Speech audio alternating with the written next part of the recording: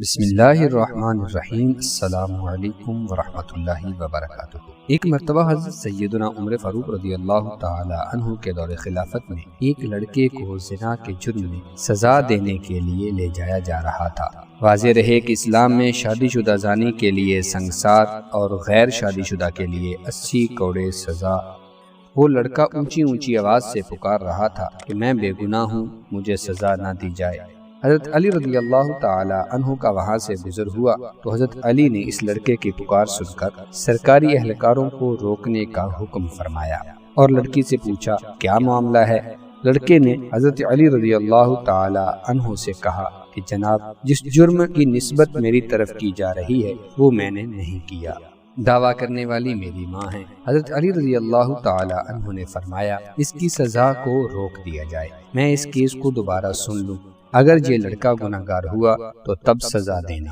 دوسرے دن حضرت علی رضی اللہ تعالی عنہ نے اس عورت اور لڑکے کو عدالت میں طلب فرمایا۔ عورت سے پوچھا کیا اس نے تیرے ساتھ غلط کام کیا ہے؟ اس نے کہا ہاں۔ پھر حضرت علی رضی اللہ تعالی عنہ نے لڑکے سے پوچھا یہ عورت تیری کیا لگتی ہے؟ اس نے جواب دیا کہ یہ میری ماں ہے۔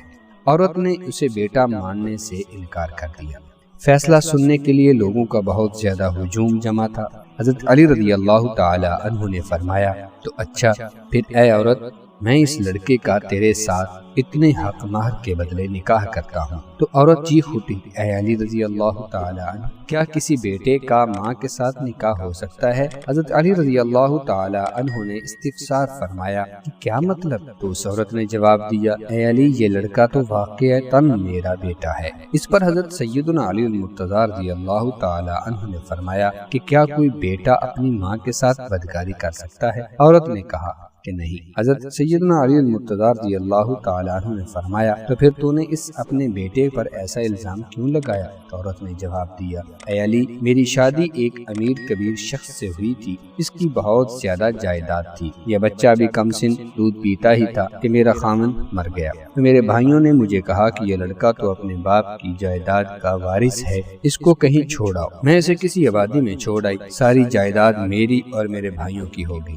یہ لڑکا بڑا ہوا تو ماں کی محبت نے اس کے دل میں انگڑائی لی، یہ ماں کو تلاش کرتا کرتا میرے تک پہنچ گیا۔ میرے بھائیوں نے مجھے پھر ورغلایا کہ اس پر جھوٹا الزام لگا کر اس کی زندگی کا سانس ہمیشہ ہمیشہ کے لیے ختم کر دیا جائے۔ تو میں نے اپنے ہی بیٹے پر جھوٹا الزام اپنے بھائیوں کی باتوں میں آ کر لگا دیا۔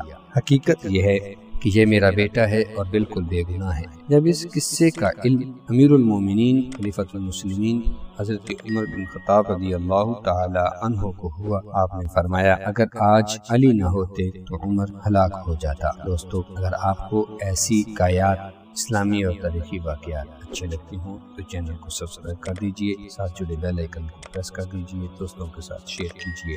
اللہ حافظ۔